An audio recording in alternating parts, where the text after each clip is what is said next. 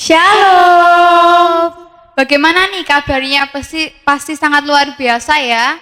Apalagi minggu depan kita mau mengikuti UKK nih. Udah siap belum nih? Pasti Belum siap. belum siap dengan materi-materi ini ya. Sekarang kita mau kembali untuk beribadah, kita mau memuji Tuhan, kita memuliakan Tuhan. Saya undang untuk bangkit berdiri. Mari kita menyanyikan lagu Tuhan yang benar.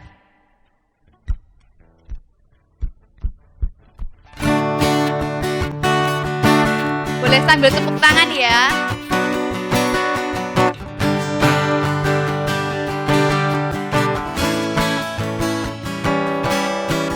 Kau gunung batuku dan kau kota bentengku, tak akan ku ragu. Kau menjamin hidupku, kau keselamatanku dan kau yang membelaku, tak akan ku takut. Kuasamu di dalamku, walau badai menerpa di dalam hidupku ini, namun tanganmu Tuhan mengangkatku tinggi. Kau Tuhan yang benar, tak pernah tinggalkan. Dahulu, sekarang, selamanya, janjimu tak berubah. Kau Alfa dan Omega, awal dan akhir. Semesta alam memuja Engkau Tuhan yang benar. Kau keselamatanku dan kau yang membelaku, tak akan ku ragu.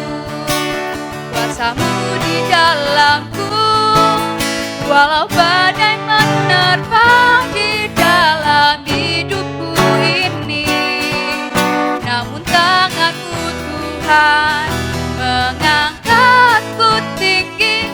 Kau Tuhan yang benar, tak pernah tinggalkan. Dahulu, sekarang, selamanya, janjimu tak berubah. Kau Alfa dan Omega, awal dan akhir. Semesta alam memuja Engkau Tuhan yang benar. Semesta alam memuja. Semesta alam memuja Engkau Tuhan yang benar. Semesta alam memuja Engkau Tuhan yang benar.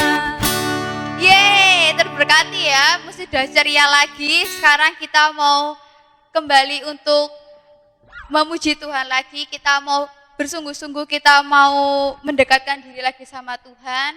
Saya persilakan untuk duduk kembali.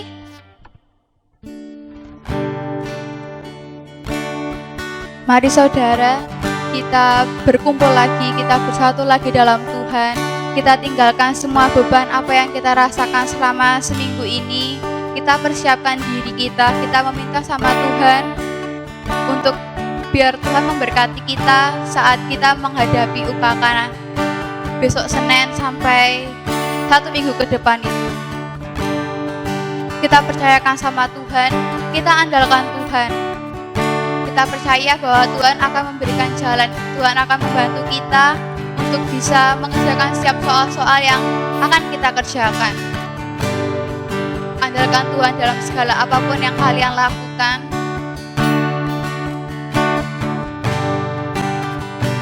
Mari kita menyanyikan lagu Hanya Kau.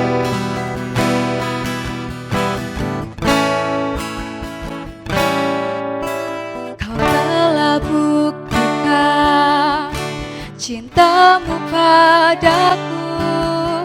Kau membayarku dengan hidupmu. Ku bersyukur yang ada padaku.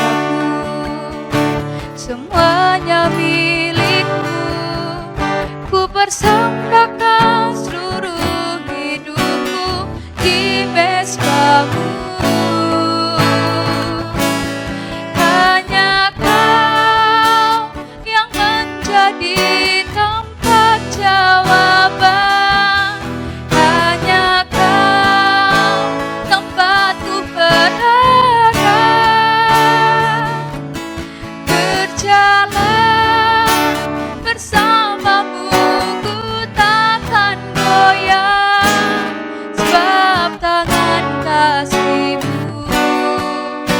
tersedia bagiku. Selamanya kau ku cinta. Kita memusikan lagu ini dari awal dengan sungguh-sungguh, saudara.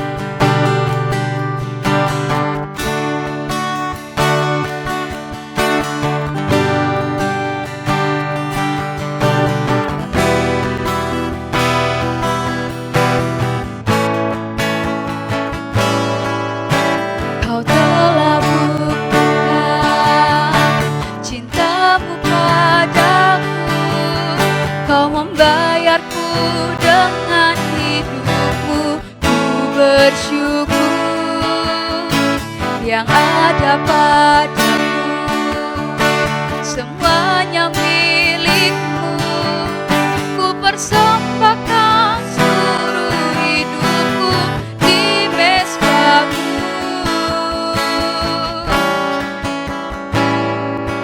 Hanya kau yang menjadi tempat jawaban. Hanya kau tempatku berada.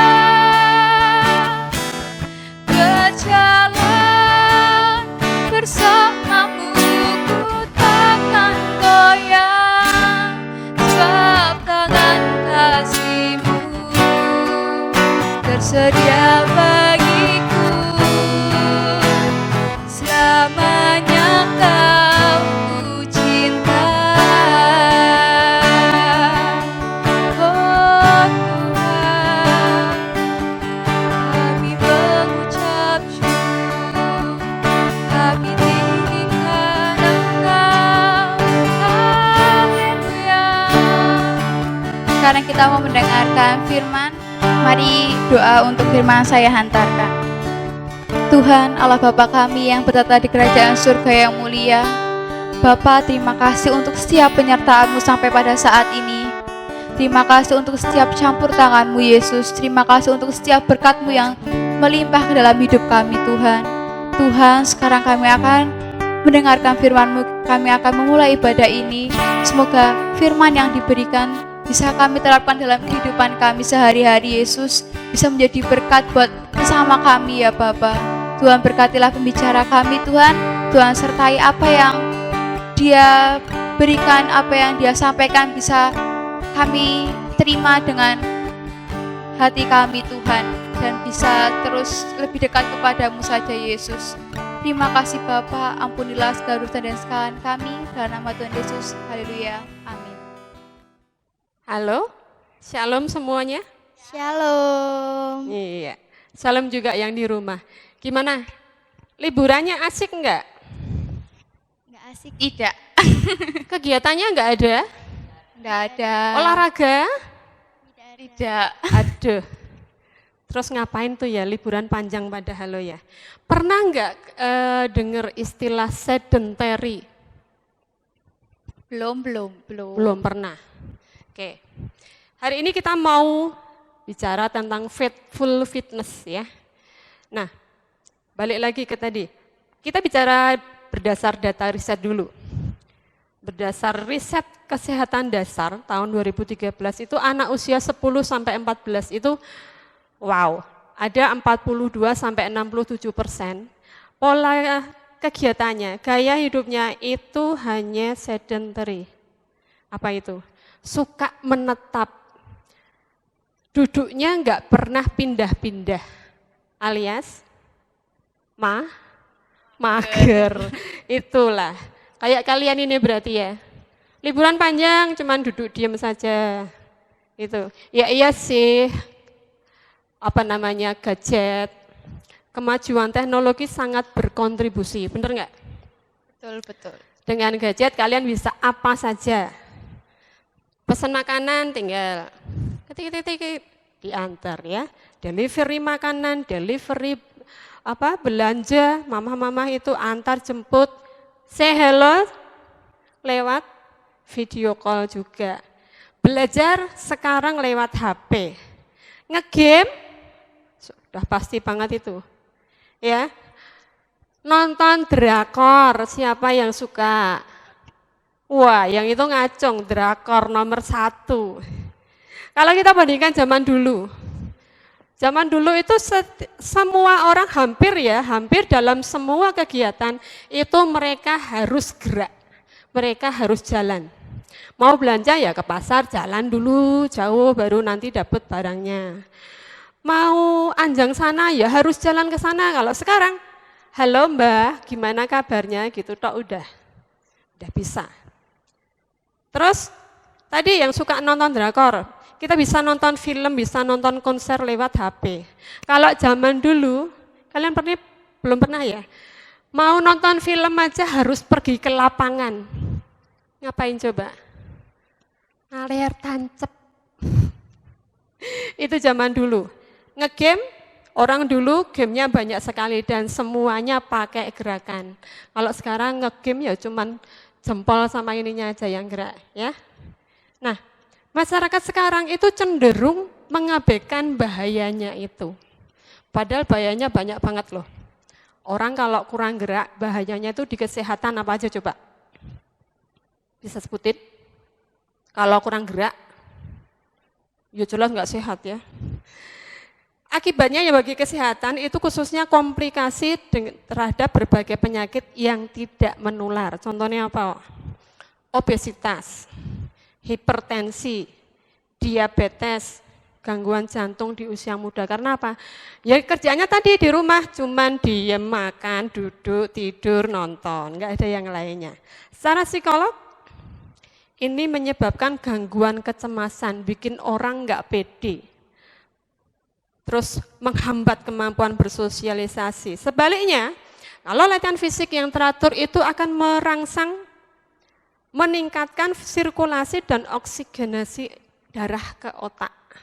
Jadi, itu meningkatkan kemampuan kognitif kita, logika analitik maupun afektif, psikososial dan emosional. Juga meningkatkan konsentrasi yang menunjang prestasi, menunjang kreativitas, mampu menyelesaikan masalah, think positif, dan bisa mengendalikan stres. Jadi bukan stres yang mengendalikan kita, tapi kita yang mengendalikan stres. Jadi stop mager. Nah ini mama papa ini, orang tuanya sama guru-guru di sekolah mesti lebih gencar lagi supaya anak-anaknya ini suka olahraga, oke?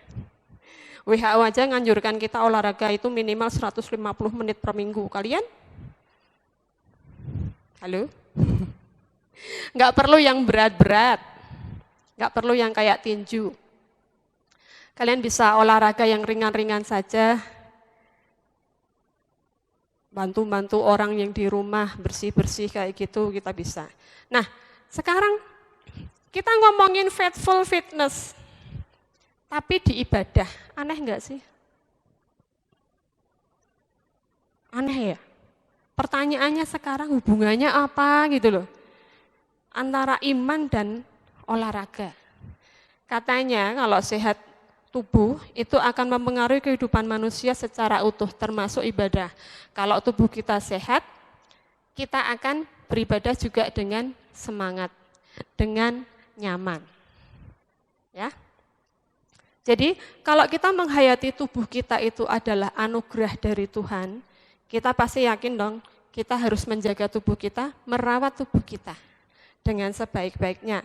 Karena setiap aktivitas kita butuh tubuh yang sehat, betul kan? Ingat, mens sana in corpore sano, artinya apa?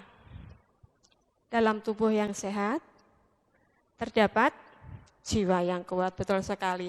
Nah, jadi kalau kesehatan terganggu, otomatis jiwanya terganggu, betul banget. Ya, jadi jaga kesehatan itu wujud kita mengasihi Tuhan dan sesama. Benar enggak sih? Apa kata Alkitab? Mari kita selidiki.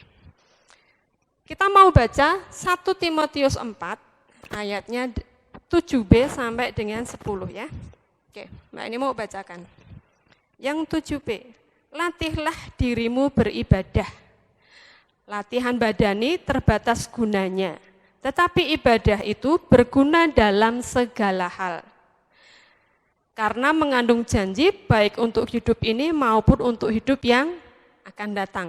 Perkataan ini benar dan patut diterima sepenuhnya. Itulah sebabnya kita berjerih payah dan berjuang karena kita menaruh pengharapan kita kepada Allah yang hidup, juru selamat semua manusia, terutama mereka yang percaya. Ya, itu firman Tuhan hari ini. Dari bacaan itu, apa yang bisa kita pelajari? Satu, tadi Rasul Paulus bilang, ada yang lebih penting dari sekedar olahraga. Yang di ayat 9 tadi, latihan badani terbatas gunanya, tapi ibadah itu berguna dalam segala hal karena mengandung janji baik untuk hidup ini maupun yang akan datang. Kalimatnya ini kayaknya kok gimana gitu ya, latihan badani lebih penting daripada latihan yang lainnya, kegiatan yang lainnya. Dibandingkan latihan ibadah malah. Ternyata ini ada ceritanya. Pada saat itu jemaat di sana ngaku ya olahraga penting. Tapi ternyata mereka melakukan olahraga itu tidak seimbang dengan mereka beribadah. Kadang malah mereka bisa meninggalkan ibadah hanya untuk olahraga, betul sekali. Nah, ini yang Rasul Paulus nggak suka. Padahal itu harusnya paling enggak imbang, ya. Jadi benar ya, kita mengaku ya latihan badani itu juga penting. Bahkan di Efesus 5 ayat 29 dikatakan, sebab tidak pernah orang membenci tubuhnya sendiri tetapi mengasuhnya dan merawatnya, sama seperti Kristus terhadap jemaat. Jadi memang tubuh harus diolah, itu akan menunjang prestasi kita. Tapi Rasul Paulus juga berpesan, latihan badani itu tadi sebagai olah fisik dan ibadah sebagai olah spiritualitas harus imbang. Keseimbangan itu harus benar-benar imbang, nggak boleh jomplang satu dengan yang lainnya. Ya, sebenarnya latihan ibadah lebih penting sih. Tapi ya itu tadi paling nggak harus imbang. Ya, kenapa bisa ibadah disebut sebenarnya lebih penting? Karena bukankah ibadah itu latih iman, ya? Padahal iman itu bahkan berhubungannya sampai ke depan. Sampai kepada saat nanti kita mati masih ada kehidupan selanjutnya. Sementara kalau tubuh, ya tubuh sampai kita mati, habis, udah nggak ada kan. Nah, jadi ibadah itu memang lebih penting. Ini juga terjadi pada Timotius. Siapa Timotius? Dari yang bacaan kita tadi, ia adalah seorang anak muda yang diajak Rasul Paulus untuk menginjil ke berbagai daerah. Timotius juga pernah jadi penetua di jemaat di Efesus. Nah, saat itu Timotius menjalankan pelayanannya bukan dengan hal-hal yang ringan, tapi dia menghadapi harus memimpin jemaat, sementara saat itu gencer banget ajaran-ajaran sesat dari guru-guru palsu. Nah, menghadapi banyaknya guru-guru palsu itu dengan ajaran-ajaran palsunya mereka, itu aja sudah jadi beban bagi Timotius ya, seorang yang muda harus memimpin, harus mengalahkan ajaran-ajaran dari guru-guru yang tentunya udah senior banget. Itu jadi beban. Nah, beban itu tentu saja akan mengganggu sangat mengganggu pelayanannya. Mengganggu kesehatan fisiknya, mentalnya, spiritualitasnya. Nah, terganggunya fisik ini berdampak kepada seluruh kehidupan. Makanya Timotius jadi sering sakit, di situ dikatakan dia sering sakit, terutama untuk pencernaannya, karena dia lumayan stres juga menghadapi itu ya.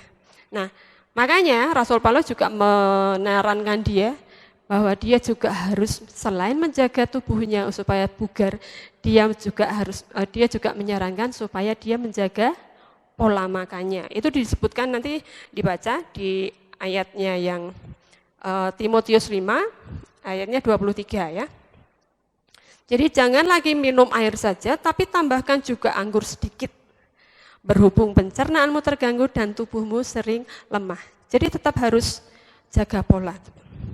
Makanya selain memberikan nasihat kepada Timotius untuk kebugaran tubuh yang dibutuhkan Timotius untuk menjaga aktivitasnya, Rasul Paulus juga memberi kunci sukses supaya bukan tubuhnya saja yang bugar, tapi imannya juga bugar. Dan sukses di dalam pelayanannya. Nah, caranya gimana? Satu, dia harus melatih diri untuk menjadi teladan bagi orang lain lewat perkataan, tingkah laku, kasih, kesetiaan juga. Nah, yang kedua, Timotius harus melatih imannya dengan rajin membaca kitab suci, betul. Yang ketiga, Timotius tidak boleh lalai menggunakan karunia-Nya. Wah, jadi semua latihan itu, ada 3 tadi, dia harus melakukannya dengan tekun, dengan setia, dengan faithful. Ya, dengan tekun, dengan setia, dengan faithful. Nah, sebab tanpa ketekunan semuanya akan sia-sia. Hidupnya tidak akan maju dan orang lain tidak akan diberkati. Itu ada di ayat 15-16. Ya, kunci agar hidup kita diberkati dan menjadi berkat itu adalah tekun dalam perbuatan yang baik. Komit menjadi teladan untuk menjaga perilaku kita ke depan, sama seperti poin 1 tadi kan. Tekun membaca Alkitab yang bisa membantu kita semakin memahami kehendaknya. Dengan baca Alkitab kita semakin tahu kehendak Tuhan. Apa maksudnya? Terus kita bisa membedakan mana yang baik, mana yang enggak. Itu sangu buat kita. Dan yang ketiga, tekun menggunakan karunia. Itu akan membantu kita untuk terus bertumbuh, menjadi terampil di dalam melayani, juga menghadapi segala sesuatu dalam kehidupan kita. Nah, jadi yang perlu dilatih, enggak cuma badan kita tok kan, tapi iman kita juga harus dilatih, supaya iman kita juga bugar. Pertanyaannya, sudahkah kita melatih dengan tekun iman kita? Oke, bagi yang belum, kita akan latihan juga, supaya iman kita juga bugar ya. Ingat ya, dalam segala hal, terutama dalam pelayanan kita perlu jaga 3 hal tadi. 3 ketekunan tadi. Mari bertekun dalam segala perbuatan yang baik, supaya hidup kita diberkati dan menjadi berkat. Nah, libur diperpanjang 1 bulan lagi, betul kan? Sampai akhir Mei. So, start dari sekarang, tinggalkan mager, mari kita susun rencana, kita susun plan yang baik. Ke depan kita mau bikin apa yang baik dalam perbuatan kita, dalam pelayanan kita, ya. Ke depan apa yang bisa kita lakukan yang lebih baik daripada hari-hari yang kemarin. Mari kita siapkan hati kita, jiwa kita semuanya untuk menjadi berkat yang lebih lagi. Mari kita berdoa.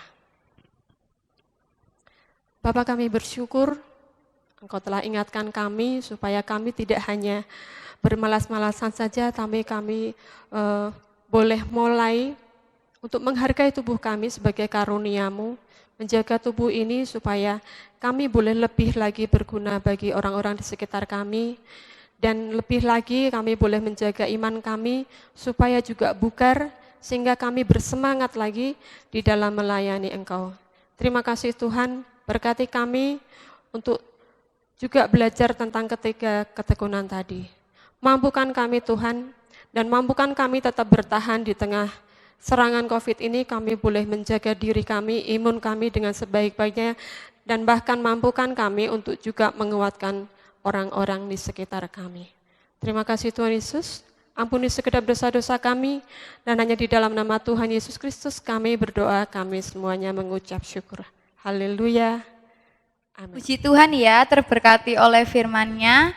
Sekarang kami akan menghaturkan persembahan dimasukkan ke dalam amplop, dikumpulkan saat ibadah remaja, diberikan kepada pengurus.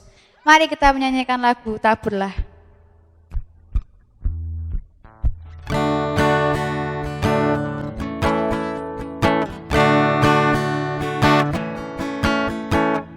Taburlah, maka engkau akan menuai satu takaran yang baik yang akan kau terima, di dipadatkan, digoncangkan, tumpah keluar, pasti akan dicurahkan ke dalam ribaanmu. Mari menabur yang terbaik, yang ada yang kau miliki. Allah memberkati orang yang menabur dengan sukacita, ya ya ya, untuk kemuliaan Raja Yesus Kristus Tuhan kita. Allah memberkati orang yang menabur dengan sukacita.